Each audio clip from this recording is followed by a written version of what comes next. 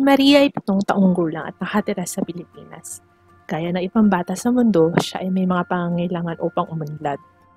Halimbawa, sapat na pagkain upang maging malakas at masigla, edukasyon upang maging marunong at matalino, pangangailangan pangkalusugan kung sakali na siya ay magkasakit at iba't ibang pangunahing pangangailangan. Para kay Maria, ito ay isang pangarap na palagi na lamang nawawala ng paulit-ulit. Si Maria at ang kanyang pamilya ay kabilang sa mga pinakamahirap.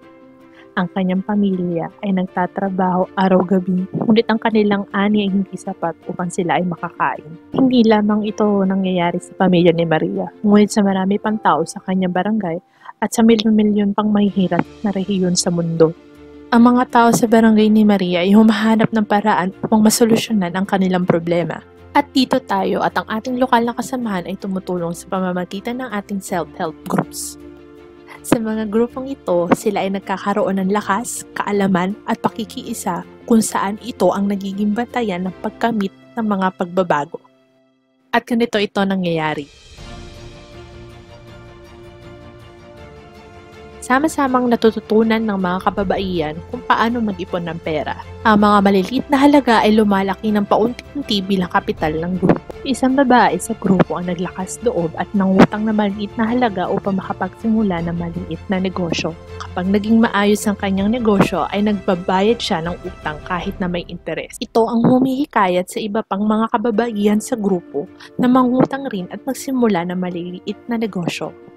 Ang mga individual na ipon, kapital ng grupo at mga pagkakataong mamuhunan ay palago ng palago.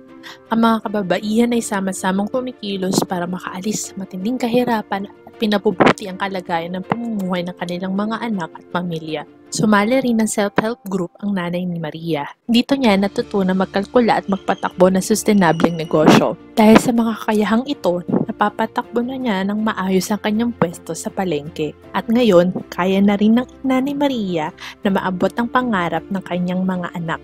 Mayroon na silang sapat na makakain, si Maria ay pumapasok sa paaralan at kapag siya ay may sakit, maaari siyang magpunta sa doktor at iba pa. Ito rin ay isang katotohanan para sa maraming iba pang mga bata sa barangay. Ngunit ang mga kababaihan ng self-help group ay nais ng higit pa.